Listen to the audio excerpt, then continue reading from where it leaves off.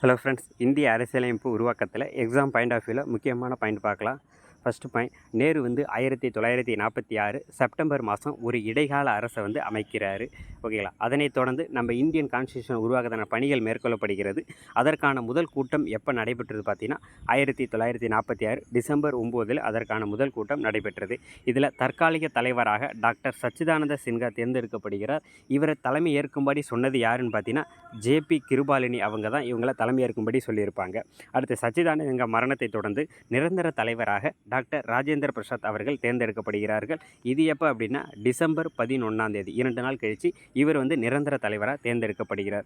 மொத்தம் எத்தனை உறுப்பினர்கள் இருந்தாங்க அப்படின்னு பார்த்தீங்கன்னா 389 உறுப்பினர்கள். ஓகேங்க.